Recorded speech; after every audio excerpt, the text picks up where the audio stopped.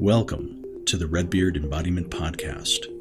I am your host, Alex Green, and I'm on a mission to bring the power of embodiment to people all around the world. In this podcast, we explore how embodiment practices, trauma healing, and knowledge about the human nervous system can help us find our ground, discover new sources of meaning, and create connection in an ever-changing world. The deepest change is embodied change. All right. Well, I am very excited to be sitting down this afternoon with Dr. Cathleen King. And Kathleen is in southern Utah, where her home is. I'm in Boulder, Colorado, as per usual. And we're going to be talking about her very powerful learning platform and community for stress and trauma and regulation called Primal Trust. And that's what we're going to be talking about. Dr. Kat, sometimes goes by that name, is a physical therapist by training, but has studied the nervous system and the body in an extraordinarily comprehensive manner. I think large in part from her own healing journey, which we might get to hear a little bit about, but everything from the science of the physiology of stress and trauma and tools that help affect regulation, from breath work to somatic work to brain retraining in traditional Eastern and indigenous practices, you name it. If from functional medicine, if it has a tangible influence on the nervous system, Dr. Kat has utilized it and likely incorporated it into this super comprehensive program called Primal Trust. And I'll just share really briefly my own connection to you, Kathleen, and why it's been so enriching and exciting in these last months. One of the first podcast interviews I did earlier this year was with our mutual friend and colleague, Dr. Eric Robbins, who's a TRE urologist in Southern California, and also a TRE practitioner. That's how I know him. And he told me after we did this interview, he said, you need to meet Dr. Kat.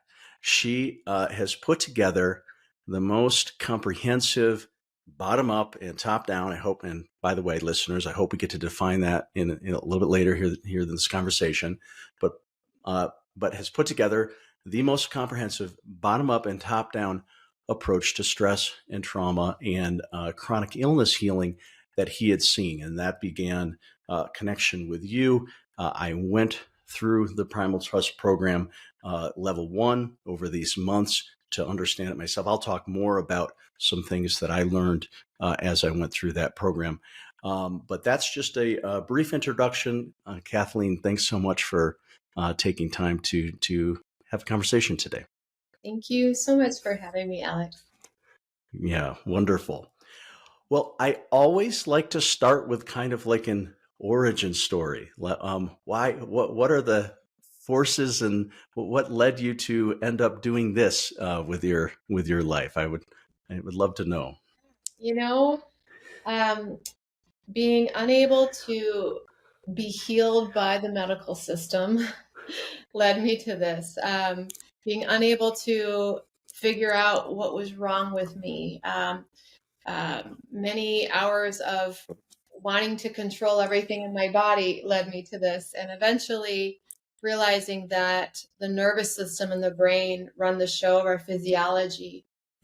And that if I wanted to shift the state of my health, I needed to affect ground zero, and no pill was going to really do that for me, at least long term. No doctor could really teach me how to trust life and trust anything, and that I needed to learn how to repair a nervous system that had some issues since I was born. And that's the short of it. So it was learning how to repair my nervous system. Yeah. What and if you're comfortable, we might hear a little bit more about that process for you. But I'm curious if even some of your own health and nervous system history, did that lead you into PT to some extent?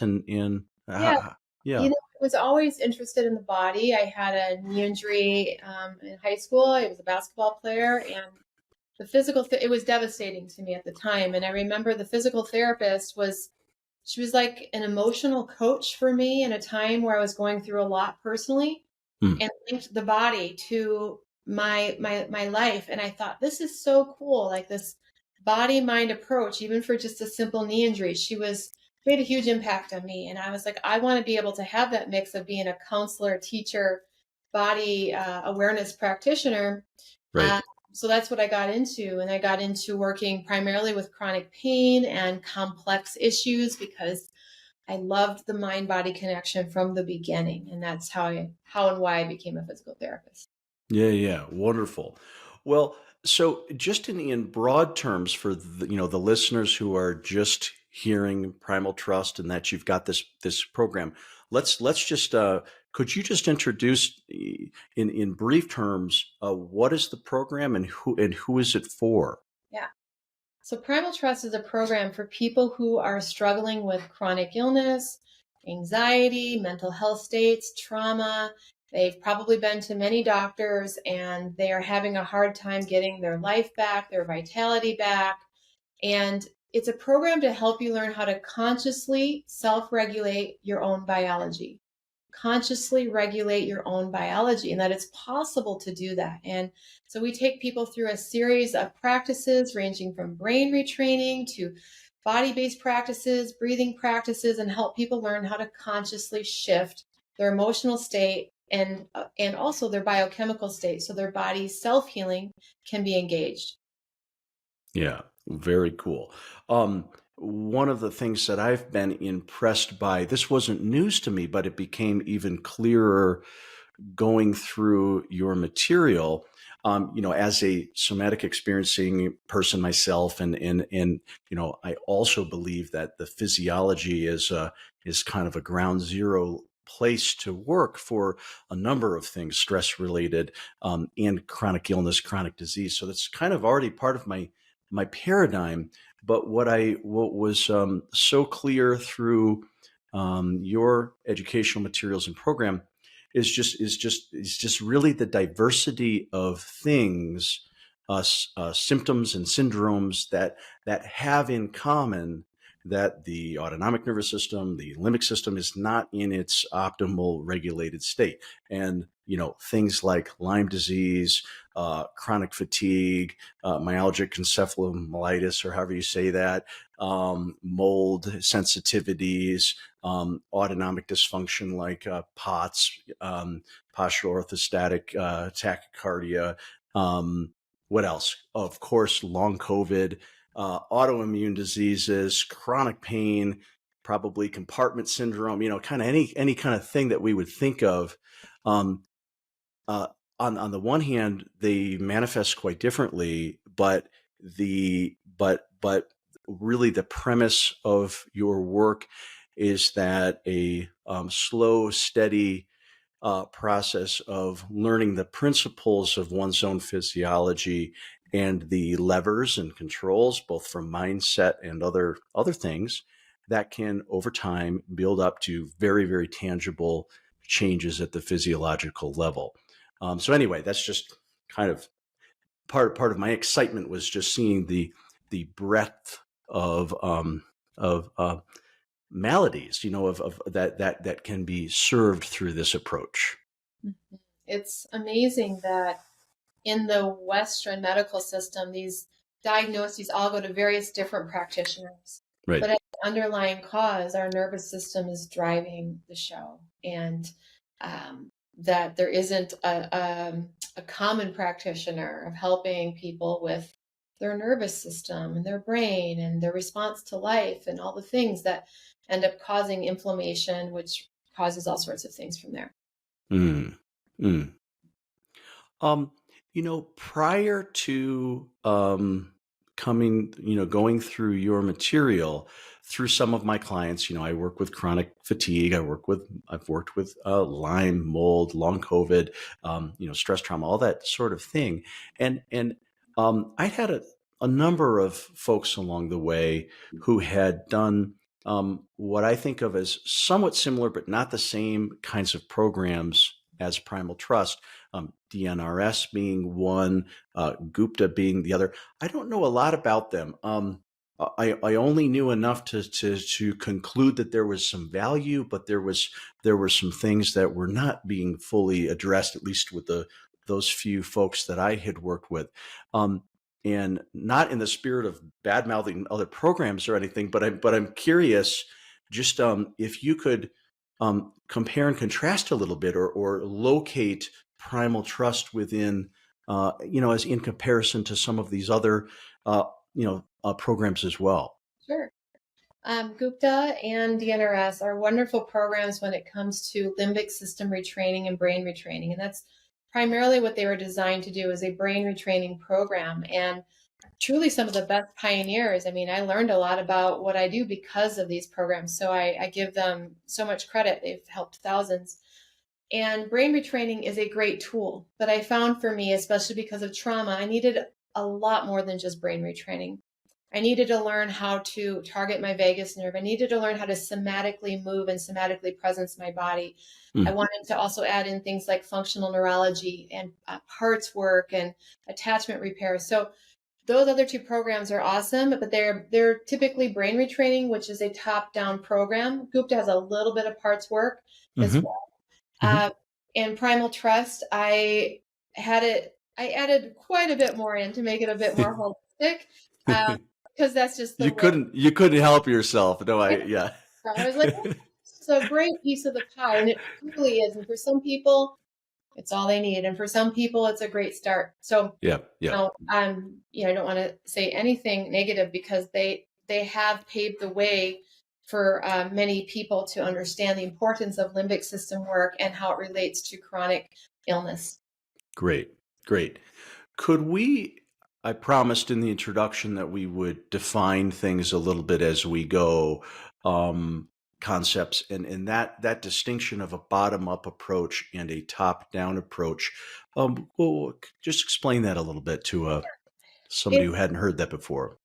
Very simply, top down, you're thinking top is your brain, down is your body. It's an approach where we're using our brain and our mindfulness to communicate to our body. Bottom up approach is focusing our attention more on the body and presencing what's going on in the body to influence what's happening back up to the top in the brain. So it's really a feedback loop. Top down, bottom up. Right. And to influence our entire physiology by targeting both aspects. And there are a lot of practitioners that are more focused on one versus the other. Right. I like doing a little bit of both. Yeah. And that is part of what really resonated with me. For that same reason, I've gotten so much benefit from coming at things from both directions, and back and forth. I wonder if we could back up a little bit to, if you can veto this topic, but you reference your own personal story that you needed a lot of support. I don't think we need to know about the trauma necessarily, but perhaps you would be willing to share just some of the symptoms that you struggled with, and what kind of a duration of time took you into much improved health and well-being. Sure. My journey with illness started literally 20 years ago this fall, with what looked like dizziness, couldn't sit up. I was traveling, I got sick, I got parasite infections, but then my whole body went wacko, which now I know is POTS or dysautonomia. And then I was never the same. My digestion was never the same. I had anxiety, insomnia. Granted, I had a nice little history of chronic complex PTSD that I didn't really know about at the time. But right. You didn't fully appreciate. Yeah. As far as illness, it started with, a parasite infection that didn't seem to go away, that I ended up having all sorts of a host of weird things that went on for many years. And I went from doctor to doctor, and they gave me anxiety pills and stomach acid pills and all those things. And then eventually I got into the naturopath route, and they're like, oh, it's chronic viral infection. No, it's Lyme disease. No, it's mold toxicity. No, you've got, all these, it's your genes. You've got these detox things. Nope, it's the heavy metals. I Mhm. could go on and on and on. Mhm. My Mhm. symptoms got to the point where I couldn't work anymore. Mm. It was very sensitive to light and sound. I had a lot of neurological stuff. I was in bed. I was exhausted. If I took a shower, I Mhm. needed to lay in bed for a couple days. I had a very small bucket of energy. Mm. I was highly sensitive to everything. I couldn't handle treatments. I couldn't handle any of the things they were trying to do. It just would blow me to pieces. And I Mm. felt like this hypersensitive, what is wrong with me, doctor to doctor, Mm. hopeless. And I had two small children, and I felt Mm. it was a really hard journey because I couldn't show up. And then the self-hate piled up. And then that Mm. made everything worse. Mm. And yeah, I just was losing my function mentally, physically, spiritually, Yeah. emotionally. It was a Mm. long journey, and I spent about 10 years really in the thick of it where I couldn't work. I was just like, I'd get out of bed for a while and start to do well for a few weeks and then crash again. And that went on for many years Mm. until I found the approach of focusing on the brain and nervous system.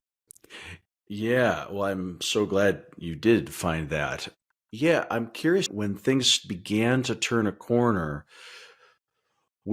I'm curious what you consider the beginning of what ended up being a healing process. The beginning was realizing that nothing I was doing was working.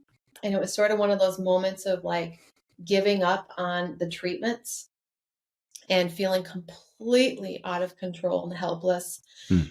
And remembering that when I worked with chronic pain, that the brain regulated a lot of that. And I thought, I wonder how much the brain has to do with my chronic infection and chronic mold and blah, blah, blah. And I started doing a little bit of research. And sure enough, I was like, oh, wow, people are doing this approach that I already knew. And Hmm.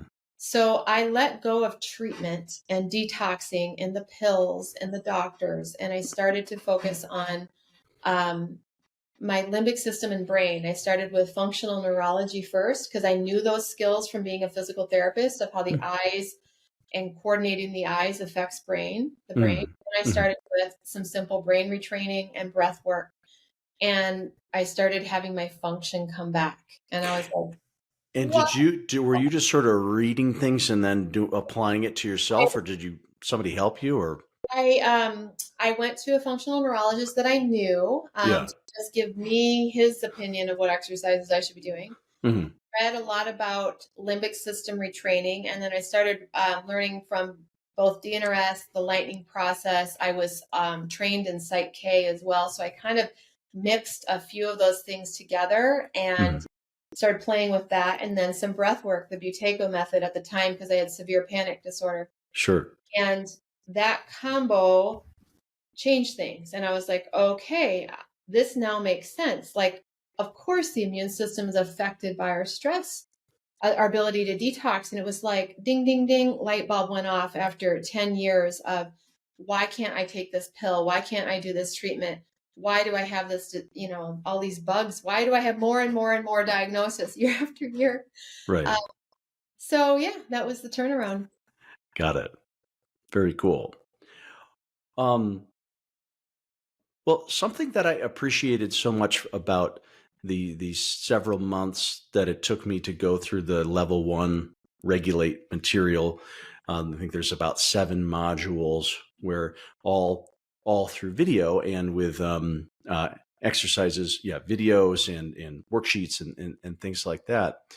And the, I really appreciate sort of just the flow of the material. You sort of the beginning, sort of some psychoeducation and explaining things. A lot of your own personal story was included, and I wonder, I guess maybe we'll do it without giving away every detail because that'd be hard to do in an hour. Um, but could we talk about that journey, the journey of the regulate, and kind of yeah, just to sort of hear about some of what adds up to the program. What I think makes Regulate unique in comparison to other programs is exactly that. There's a flow. Mm, Flow to me, I had created a lot of content before that, tried a lot of things out, saw what worked, saw what flared people, and eventually I just dropped in. I said, what is the optimal flow of what people need to learn to get on board with this whole nervous system thing? mm, What do they need to learn so that they don't blow their nervous system out early on? So they don't reject the whole thing and throw the baby out with the bathwater. Because that's what I saw in this community. People would come in, they yep, would pick up some tool and it was too much, or they didn't have enough conviction about why. And they yep, said, nope, that doesn't work for me. And they'd end up right back looking for treatment again. yep. Well, I was trying to find a way to carefully convince the mind that this path is worthwhile going on, and convince the body that I'm not going to blow you to pieces in the process and not make you do things that you resent right away. Because brain retraining can really trigger the heck out of people. Totally. Right. Right. Okay. No, the logic of that really I love that. It's sort of like getting the buy-in, getting enough understanding, and as you say, something that makes it worth some enough context to understand what might come up along the way, why, and enough guidance around, yeah, not doing too much too fast, especially in those early stages. That all came through just really beautifully in that first section. One of the complaints we get sometimes is like, there's too much basics and you're making me pace and I don't want to do that. And I know all this already. And I always say to people, you know what? I know it too. And I needed to pace myself and I needed to remind my brain of the basics. Because if you're just coming in, give me the tool. There's a part of you that's driving the show that's actually driven by that limbic response. It's you're rushing, and that's part of what you don't want to do. You want to Hmm. slow down. You want to digest what this journey actually means and what it's asking of you, and carefully start targeting the nervous system. And Hmm. so, as much as people get frustrated with the approach, I found that it's exactly that. It has caused the outcomes of Regulate to be phenomenal based on Hmm. our research and our data that we're gathering. Hmm. Because it's more than just a tool. It's a process of learning and rewiring your approach to life. Yeah. Well, so in that early phase, some of the this what I guess psychoeducation, or just education, physiological education. Let's just touch on a couple of the things that you cover. From the cell danger response, and just basic principles of the nervous system, into the polyvagal theory. Yeah, we can't cover all of that right now, but could you just give like just a mini, like, I sort of like, what are like the things that people need to know in order to have a window into understanding themselves? Well, first, I'd say that if you like to geek out on physiology, look up the research by Robert Navio on the cell danger response, because Mm, that to me is the bread and butter of why this process works like it does. At the end of the day, our cells are stuck in a danger response when we have chronic illness. And we need to find a way to convince the cells that they're safe, not just our psyche, but literally our cells. That's mm, what's going on. Our cells start to harden. They start to go into protection mode. They stop detoxifying. Our immune system gets regulated. We get depleted of nutrients and we start storing up toxins. mm, Well, that can make you sick. The cell starts replicating in a way that just isn't going to lead to health if it's an ongoing cell danger response. mm, Danger response is normal. It's normal when we come in contact with a pathogen. We have a physical, emotional, chemical stressor to our system. Our sure. cells are brilliant. They say, "Hey, everybody, there's some danger right now. Let's cover up and hide. Let's block out the virus or the pathogen or the toxin or whatever." Mm, But for some people, their cells don't get the signal that it's time to come out of protection. The war is over. They stay in that stress state. And mm, typically it's people who have had a history of stress and trauma, mm, because the physiology is used to being in a stress state. And so cell danger response is normal, but it's abnormal when it's ongoing. And targeting the limbic system, the nervous system, the vagus nerve, that all helps your cells to get signals of safety, to tell the mitochondria we can use our energy to thrive rather than protect. And once that happens, your body has an innate intelligence to fight infection. It knows how to detoxify, it knows how to digest, Mm, and that can all come back online. mm. So that's my nutshell cell danger response. Yeah. I love that. And so, and can we, you're mentioning the limbic system as having a role in creating the continuous, chronic cell danger response. Just give us just a little bit of how that there's the term limbic system overactivation. How does that get set up, and what does that look like from a brain perspective? So the limbic system, if it's getting chronic messages that there is a threat, whether it's internal or external. Internally, if your cells are sending signals of threat intracellularly, that's going to also hit the limbic system. If it's sensing toxins and pathogens and chemicals because you're not detoxifying fully and it's just kind of floating around in the system, that's Hmm. the limbic system. If you're emotionally, and maybe even more than anything, emotionally stressed out because you feel like crap, Right. that hits the limbic system. The limbic system is like, oh, we're not safe. And it sends messages to the hypothalamus, which produces all of these chemicals in your body, like sends signals for cortisol and Yeah. adrenaline and all sorts of Stress stuff. chemistry. Yeah. Or what do you dose chemistry, as I learned from you. Yeah. Yeah, Yeah. can chemistry is the stress chemistry, and dose Oh, chemistry is the calming chemistry. okay. So it's going to send out can chemistry, cortisol, adrenaline, norepinephrine, Yep. and that is going to send a cascade of effects through the body of staying in protection. And so Mm, the good thing is that we can manually, consciously target the limbic system. mm, We can target that part of our brain, the fight or flight response, through our emotions, through what we visualize, what we say to ourselves, our body posture, our breath, our tone of voice, mm. all of those things. Our brain is listening all the time.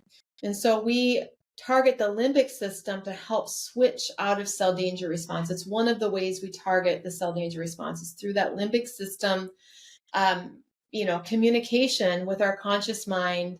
And yeah, that's what limbic system retraining is, I would say. Yeah. Wonderful. Well, and in my view, so I'll tell you another little, epiphany for me in my little journey, going through the material was, it was like I then understood, and maybe you had already referenced or defined it, but I then grasped sort of the concept of the name primal trust, and just this evoking that, in a way, that's kind of the opposite of a chronically danger response or fear state in the limbic system. The opposite is sort of a deep trust in that actually our physiology can be incredible, and maybe even more than our physiology, maybe us as humans can be supportive of wellness. And you do such a good job contrasting that, and indicating that a key ingredient as people go through the program is to be leaning into this concept of primal trust. And so I just wonder if you could sort of speak to that a little bit right now. So the name of my company, Primal Trust, is the antidote to all of this. In my opinion, I was like, what is the remedy? Mm, Well, remedy is that if we are in a state of unease and stress and fear, we are missing trust. And what do we need to trust in? We need to trust in life itself. We need to trust in the innate intelligence of the body. We need to trust that there's something greater that understands this complex physiology. mm, So it's not doctor trust. It's not, pill trust. It is primal trust. It's primal trust. It's our innate connection to life itself that is mm, there in every human body. mm, That when we can come into a state of safety and connection with our bodies, with our loved ones, with life itself, this frequency that Mm. I call Primal Trust is restored and sends signals to every cell of your body that the war is over and we can return back into production of energy and detoxification, etc. Lovely. Very lovely. Um, Very cool. So can we talk about some of the practices that start to develop? And I kind of have an outline, but I don't remember the exact sequence. But in my view, after kind of getting that basic foundation, now we start to go into some practices and so I yoga coming from functional neurology being one, some breath work, and in one thing I'm recollecting is how how minimally, in a way, minimally that begins. This sort of start something, that's setting a ball in motion. That you give a lot of emphasis around pacing and being patient. Can you speak to that sort of early phase of beginning some of the practical exercises? Well, the first thing to know is that the brain doesn't like to change, and our nervous system doesn't really like to change. It's threatening, even if we're changing into safety. And so, what I found with after working with thousands of people, that if I didn't work on that change slowly, there would be a rubber band effect. And so, we start change very incrementally. We target the vagus nerve to begin with, primarily, and we're Hmm. doing it in such a subtle way that it's like little teases of safety, and then you can get back into your life. Little Right. teases of safety so that the body starts to trust this process, and that the inner psyche starts to trust that we're not going to put them into vulnerability, because safety is seen as vulnerable after a while in your Hmm. psyche, Right. into parts of you. So we have to carefully sneak in the safety. Mm. And that's what can frustrate people at first. I'm like, these are exercises are so little, but I remember when I first started doing the functional neurology work myself, I went for it. Oh my gosh, the rubber band effect of insomnia and anxiety was wild. And Mm. I I tried to do too much too soon, which is just like me. And so I have learned slow and steady wins Mm. the race with the Mm. limbic system, the nervous system. Mm. And even before the exercises, we introduced polyvagal theory, which you asked about. And Right. that's really the understanding of the state of our physiology. Mm. Are we in a fight state, a flight state, freeze, Mm. shut down? Because knowing what's happening inside of you helps you to know what kind of tools would be helpful for you, what you need to be doing. And so, really, it's about becoming consciously aware of what your nervous system state is, and then carefully adding in the tools that make sense for you at the time. Hmm. Tools are going to change over time, and the repetitions and all of that are going to change over time Right. as you build more self Yep. trust in the process. Yeah, very cool. Well, could let's why don't you give just a little bit of an example of some of these early techniques? Um, maybe you'll do a better job than I will. Can you pick one or two? I mean, Yeah. I'm thinking eye work, but you Yeah. may want to. Could we just maybe we'll even try one of them together, just as an example of the kinds of early phase but potent Sure. exercises that you bring in. Yeah. So we always start with orienting. Orienting is the way that we land into the present moment and show our brain, oh, I'm right here in this chair. I'm not running from a tiger at age 15 right now, or I'm not in the future where everything collapses. I'm sitting here in this chair. So the Mm. first thing is coming into the present moment and noticing what's first in your outer environment. That's usually easier for people. And I like to have people just slowly notice their bottom on the chair. And while they're doing that, look around the room until you find something that catches your eye that you've not noticed before. Or maybe it's something normal that you want to see with new eyes, like you've never been in planet Earth before, and you've never seen a doorknob before, and it's this planet. Like, what is that for? Go ahead and focus on that, and just letting your brain focus on something in the present moment that's stationary, Mm. that's non-threatening, that's in your environment that maybe you even find beautiful, or unique. And so I'm looking at a doorknob and I'm looking at the shine of the metal. And now while you're staring at that doorknob, keep your eyes fixed on the doorknob and slowly rotate your head in the no back and forth position as if you're shaking your head very slowly no, while keeping your eyes focused on that object. And this is a little bit of functional neurology or eye gaze stabilization, working on the vestibular ocular motor reflex. What this does is when you're able to hold your eyes in a steady position while moving your vestibular system, it sends messages of safety to the limbic system. Because when we're stressed, our eyes are darting around and we cannot focus. But if you're actually able to focus and move your head and your breath is still, you're literally telling the brain, I'm in a safe space right now because I can focus and I can move my head safely at the same time. So that's one of the beginning biohacks. And that seems so silly and simple, but doing 5 to 10 repetitions, some people may even have a response from that, a little dizziness, a little funniness. That's just the brain kicking up. Like, wait a minute, I'm not used to being still. I'm not used to focusing. That's an indicator that that's a great exercise for you to start with. So 5 to 10 repetitions a few times a day. If it's even hard, 2 to 3 repetitions once a day. I started with 5 repetitions once a day for a week. And I was able to actually start driving again because my eyes were focused from doing functional neurology. Right. So that exercise right there, Alex, I still do that all the time when I'm stressed, when I feel fragmented, spaced out, been on the computer, got some bad news, whatever. Orient, find something in my room that I connect with, find beauty with, and then just gently moving my neck side to side and just sending that signal to the brain that I'm safe enough to eye gaze and move my head at the same time. Wonderful. Yeah.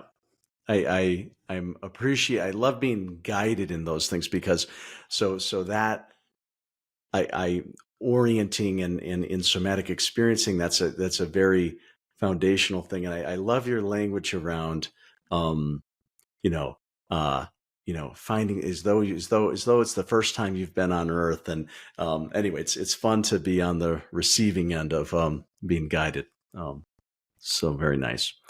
Um, you've mentioned the vagus nerve a lot, and I think a lot of people hear about it more so than 10 years ago. It's getting at least some more awareness. It's part of what's being discussed in the polyvagal theory is, what branch of the parasympathetic nervous system is dominant, whether that's the sympathetic nervous system, whether it's the freeze physiology in the dorsal vagal circuitry or the social engagement nervous system, the ventral vagal circuitry. So that's kind of the, on the more technical side of it. But I think at a popular level, we're hearing a lot about it. And there's so many things that influence, like singing, gargling, vocal prosody. There's almost one thing I'm so interested in when it comes to vagal toning, or the concept of improving the vagal tone, is how many different pathways there are to potentially influence, strengthen, or improve that part of our physiology. Could we just talk? Could we kind of survey, like, because just so that listeners can hear kind of, the many different things that can have an influence on vagal tone. Well, it's a nerve that has so many different ways that it gives feedback to both the brain and the body. And because of that, it wanders through all different parts of our organs. It's affected by our voice. It's affected by even getting sunlight. It's affected by temperature. It's affected by our breath. It's affected by our eyes.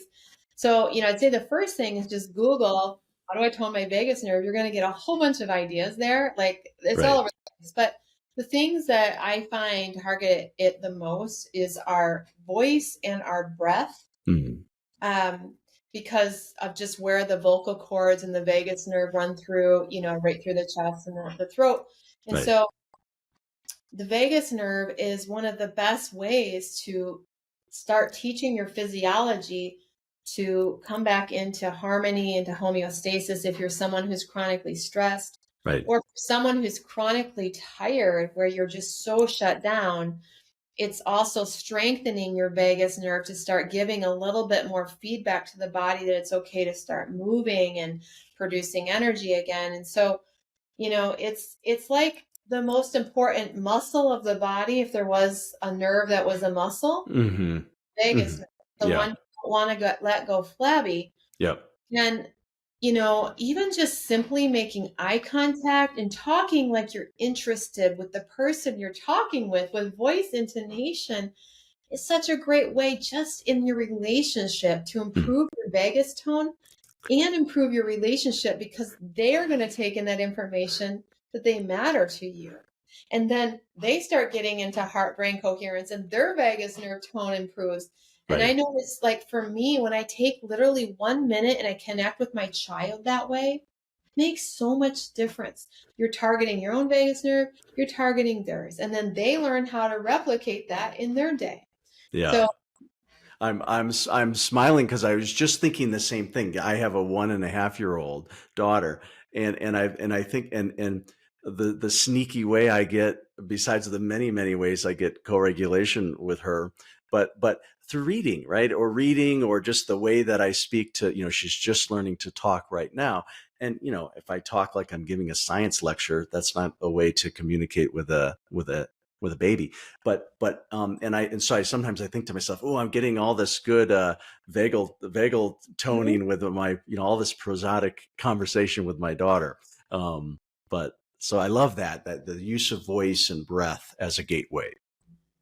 Yeah. And, as far as breath, it can just be as simple as a 5-second inhale and a 5-second exhale and focusing on the heart. And you can do all the other fancy breath patterns you want. You can Hmm. Google just being aware of your breath, and just even having a nice or a voo Yeah. or an om or whatever that's going to make some sound. So doing that consciously while you're orienting to the room, while you're staring at the doorknob on the wall that we just were talking about, like all these things together kind of add Hmm. up. Yeah. And you'll be surprised at how much more relaxed you feel just after doing that for 5 or 6 breaths. Right. Well, and so for those listening, so Kathleen is saying, Google this, Google that. Yeah, yeah, you could Google this or that. Or but just so you know, if you do the Primal Trust program, every single thing you can imagine, if you've heard of a breath practice, there's a video of Kathleen leading you through that. If there's an eye movement thing, it's in there.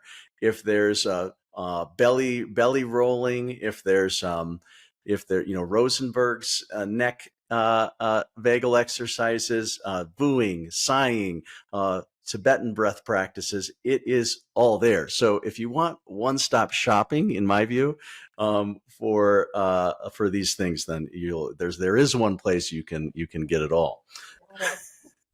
Yeah, you can find it all inside. One, just as a quick aside, I like how you had included the physiological side, which I heard about through Dr. Andrew Huberman, and it only came on my radar. I don't know when that term came or when his lab did that study or whatever, but it was so validating for me because for a long time, 10 years or something, my own, as I work with people, especially in SE, 99% of the time, my first homework lesson, often in the first session, is I say, if you have lost your ability to authentically sigh, then that's stage number one, is when you're driving in your car or something like that, is to reclaim the ability to have just sort of like a satisfying sigh.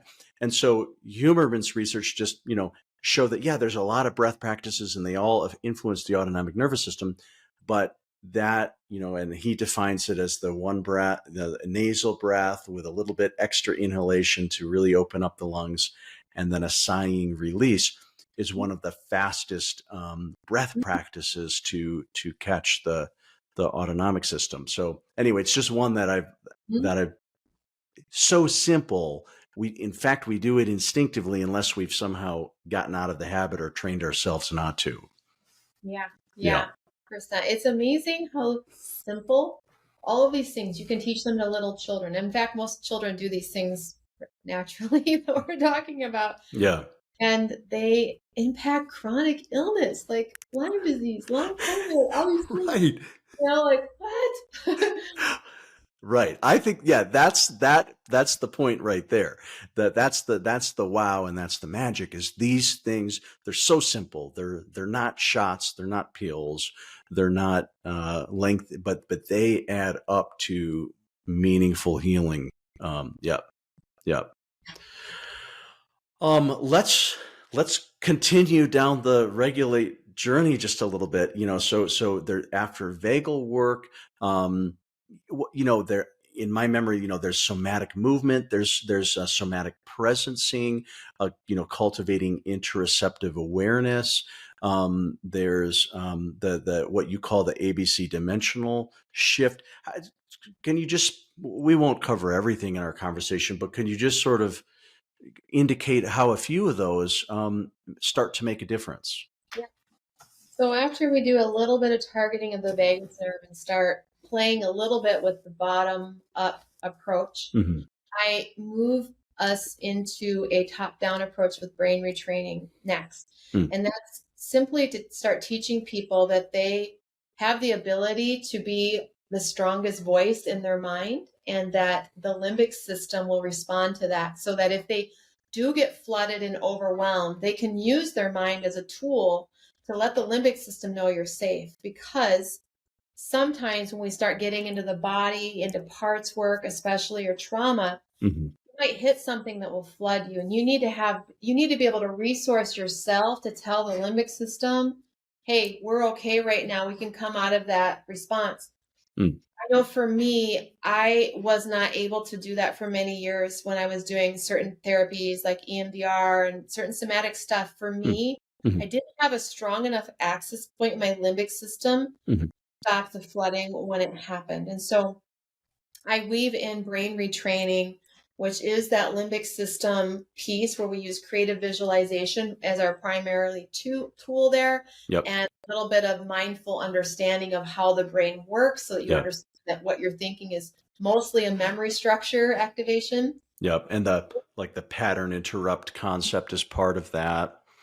Yep. Interrupting what you're habitually thinking, ruminating, and projecting in your mind. Like, I'm doing that whole thing again to protect myself. We have a habit of trying to protect and fix and all of that. And you're trying to break these old habits. And the brain is just a rehearsal machine. It's just a rehearsal machine. And your consciousness can retrain that machine. And that's so important. You can retrain it through repetition. And so we start working on that top-down piece. And then we move into some somatics, where now that we have some tools under our belt, some vagus toning, some brain, the ability to target the limbic system, we start getting into where the real work is, which is in the body. And I ultimately think that somatics and experiencing is where the real work is. It's where we meet ourselves. And I think that when we miss that piece, we are missing out on our full healing, which is my one thing I'd say against brain retraining alone. I think somatics is essential for every human being on this planet. But we need to be able to go in there and be resourced if we're on our own. Now, I think if you have a great somatic therapist, you can maybe skip some of these things and go right into it because you're being held as a container. A lot of my people are on their own. And so we go into somatics and we learn how to feel the feels that we were never able to feel. And we learn how to move the energy through the body that's stuck and stagnant and causing inflammatory responses and all sorts of things. And then we really learn how to meet these beautiful parts of ourselves that makes me cry. I mean, that we lost a long time ago. And it's such a beautiful, rich journey. And we learn how to get in touch with the magic of our aliveness, like literally this primordial essence that sometimes we can come in contact with, that is our God moments in our own body. And they can be incredibly healing and spiritual and deep. And there's often a lot of feelings in there and a lot of sensations and a lot of symptoms that pop up. Right. And so the journey is learning how to hold space for all of that so that it can move through. that is the healing. It's not the Lyme disease, the chronic fatigue, the mold, the da, da, da, da, da. It is the energy and the emotion and the frequencies in the body that need to be felt and moved and befriended and united. And that's the part I love the most. Oh, wow. I've got chills and I've got the feels. Yeah, I feel the feels. Yeah, there's all that richness. Meeting yourself. I love that.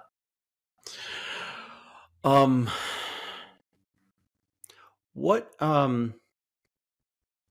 so I guess I've got a curiosity, which is, everyone's different, because what, everybody's flavor of not optimal regulation and whatnot is different, and with different time frames and all of that. But I wonder if there are any common rules of thumb around um, the timeline of things like the brain retraining, things like, I think a lot of people, people ask me that all the time, and I actually don't, when they come in for somatic experiencing, I often don't, I don't have the best answers. You have a much, partly because of your program and how long you've been doing this, you've got a much bigger sample size than me working one-on-one with people. So, so I'm just curious, like, what do you say when people want to know how long before I start to notice a difference? How will I know when I'm ready to move into another phase of healing? That sort of thing. My own personal journey was the first 4 months were pretty rocky of doing this work. Yeah. At the 4 month mark, something shifted for me. Mm. And at the 6 month mark, something really shifted for me. So I usually tell people 4 to 6 months to begin with. In Regulate, we have our data that we collect after 2 to 4 months, and our gains are pretty significant. Like, for example, chronic Lyme disease, they usually have the average was about a 50% gain of function after 2 to 4 months. Mm-hmm. So, gain of function, meaning they came in at 50% of their function and they got a 50% gain after 2 to 4 months. After 6 months, the number jumps way up. There's something about 6 months, and a lot of the research outside of my program that I've heard about with neuroplasticity says 6 months of neuroplastic work makes a huge change in the brain. So at the very least, I give 4 to 6 months of your best efforts. And that's why I encourage people to go through Regulate a little more slowly. If you can take 4 months to go through it instead of quickly 2 months, I think it's going to be even better. 6 months, even better than that. So that 4 to 6 month mark is a nice magic number. And then, from there, I'd say that next 6 months, you're starting to work on those deeper layers. And, I see a lot of change, a lot of profound change in that 6 to 9 month, 6 to 12 month mark. So that's the general idea of stats. You might even notice a difference right away. I mean, sometimes when you just take a breath and you're here, your body is like, whoo, she's back. And there's a huge shift. Yeah. So, I mean, many people will tell me after 2 months, wow, I'm done. I'm good. I mean, I have really quick turnarounds, and I have some that have been there in a year and they're just like, I'm making gains. I'm still working on it, and I'm still going to keep working on it. Yep. Yep. Well, so the other thing that, well, I'm thinking two thoughts at once, but they're related. And one of the impacts for me when I went through this program, when I heard about it from Dr. Robbins, met you, thought this looks really good, and I wanted to see it. And the reason it was exciting for me personally, with the work I do and that my team does, is I thought to myself, okay, great. This is a container that I can sort of unhesitatingly recommend for the many clients that we work with, who they get a lot of benefit from our one-on-one work, no question about it. But this idea of potentially being held in a different kind of a container for self-paced work, but also a community element. The idea of, because I can't tell you how many people I have worked with where so much of, and I'm guessing this might be similar for you, where the initial phase of my work with them is for them to understand that they're not alone. This is a thing. What's true, like that there's others like that. And I'm always sad when people have been really struggling with autonomic dysregulation of some sort. In a very perplexing way, they feel misunderstood by the medical context often. They often feel misunderstood by their family and peers. And so something that really I thought when I encountered this was, wow, this is a place where people can do their own healing work in an awesome way and connect in community with others. And can you just speak a little bit about how that works for people going through the program?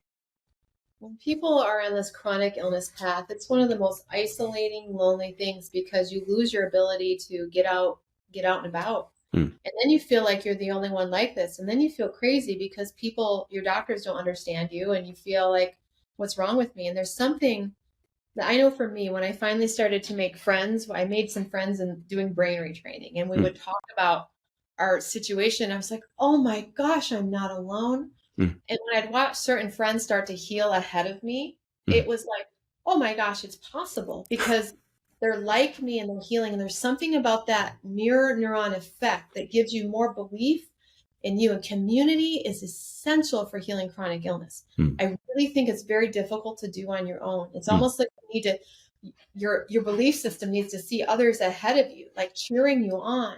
Hmm. You're in this exchange happening where you're sharing with them, they're sharing with you. There's an energy that's finally getting exchanged in your life. Hmm. It's so beautiful. In our community, now that we've been at this now for a few years, it's just growing, and we've got wise mentors other than me helping me out, cheering on the newbies. And Hmm. it's so beautiful because it becomes a movement, and it becomes a collective frequency of what's possible, and that just creates more and more ripple effect in the world. And it's been the most beautiful thing and surprising thing to unfold, to watch all of this become a worldwide community. And so because all I did was the video courses, which was a great container in and of itself. Um, the way it seems like there's live classes that people can join in. There might be study groups. There's you can work with a mentor in sort of a cohort. Can you just speak to that a little bit? Because yeah. We try to give a lot of different ways where people can be involved at various comfort levels. So Hmm. you can have your own little peer group and study the material together on your own. That's been really successful. You can come to live classes almost every single day, sometimes Hmm. multiple times a day, and join in with me and others, and ask questions and talk about what's going on. We have yes, we have like little journey groups where you can work also in a cohort, but with a mentor who's Hmm. guiding you. Hmm. And we have, all sorts of fun classes like let's get together and just elevate our mood. We have grief circles. Let's get together and hold space for each other. We have, juicy classes where we can learn. We have journaling classes. We have, dance. There's all different types of things that, I think are beneficial for people.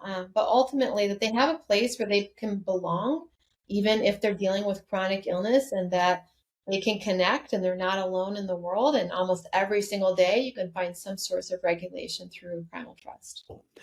And sort of a similar question, because I went through level 1 regulate, and I see that there's, I think, levels 2 and 3 or different ongoing work. Yeah, what continues as you those who choose to do those phases? What starts to happen there? I actually launched Primal Trust as level 2, which is when I realized that people were trying to heal their nervous system, but their whole life was about healing their nervous system rather than living their values. They'd forgotten who they were. Hmm. Especially when you get sick, your identity becomes about sickness. So Hmm. level 2 is about remembering who you are or reinventing who you are, and learning how to weave nervous system tools and parts work and inner attachment repair into this journey of self-discovery, of living your values, so that the journey is no longer about healing Lyme or mold or whatever. It's about reclaiming yourself and finding what you love and using the tools to help increase your capacity for that. So your identity, your purpose, the whole thing starts to shift. And that's where the rubber meets the road, because it's not about, you're not thinking of yourself as being sick all day anymore. You're like, what do I want? What's keeping me in the way? What do I love? How do I live today? Where did I lose myself? The questions that really matter, not what pill should I take? What food should I eat? All that. And so it's a shift in focus. And then level 3 is more of like, the deeper stuff, our relationship stuff, our getting back to work, really challenging each other to take that radical responsibility of like, it's time to become self-empowered and to be that true, that sovereign being that we are. And it's more just a group where we're going for our best self, and we're doing the deep work of learning how to forgive our partners and things like that. Yeah. Well, so that the way you're describing it, it sounds pretty pretty relational. It sounds like that there's a lot of that one sounds like it's pretty community oriented. Is that right? Yeah. Yeah, because eventually once we get beyond our own issues, we realize we have this whole life that we need to heal and work with our partners, our kids, our parents, and we support each other in that that sometimes difficult journey of doing that. Super cool. Well, maybe as a closing theme, I guess I'm curious where what's next. Where's Primal Trust headed? The way I understand is it has not been around for a long time, but it's just been this big, fastly accelerating snowball. I'm just curious kind of where that's going and where's it taking you? I have no idea, but what I do want to do is I really want to be able to send people who've learned these tools to different parts of the world to teach people who need them, because this nervous system work is only going to be needed more and more and more. And there's not everybody can afford this or get online or whatever. So, my bigger hope is that we have kind of like nervous system mission work where I have so many graduates that I hopefully can afford to send all over the place to places that need to understand how to breathe and how to brain retrain and how to get into your body. So that's ultimately what I'm hoping this is all for eventually. Wonderful. Awesome. Was there anything that we should have touched on that we didn't? Gosh, I think I just want to give people hope if they're struggling and they have never been down this path of brain retraining and nervous system work. It is such powerful work. I don't want you to get you canceled, but I think it's more powerful than, medication we can be taking for our body. At least it was for me. I was somebody who had severe panic disorder for like 20 years and nothing. I mean, I was on medication, brain retraining and somatics. Like, we can change that. Doesn't mean you don't feel anxiety or you don't get stressed, but you learn that you can handle it. And same thing with our illnesses. Like, I'm still human. I still get sick from time to time. I still have stuff happen, but I have tools that help to pull me out of cell danger response so my body can complete the process. And it's really the tools we need to handle being a human in this planet at this changing time of all sorts of stressors. Right. And so, whether it's my program or Google and you learn something on Google, make it a priority to address your nervous system and keep that as healthy as possible. Yeah. Beautifully said. Well, let's leave it there. Of course, we'll have, goes without saying, but about all the information to connect with Primal Trust and the program, all of that will be included in the show notes to plug in and check it out for yourselves. But Kathleen, thank you so much. This was wonderful to capture. Thank you, Alex. Thanks for listening to today's episode of the Redbeard Embodiment Podcast. To learn more, visit us at redbeardsomatictherapy.com or send me an email at alex@redbeardsomatictherapy.com. If today's conversation resonated with you, help spread the word by subscribing and sharing with others. Hope to see you next time.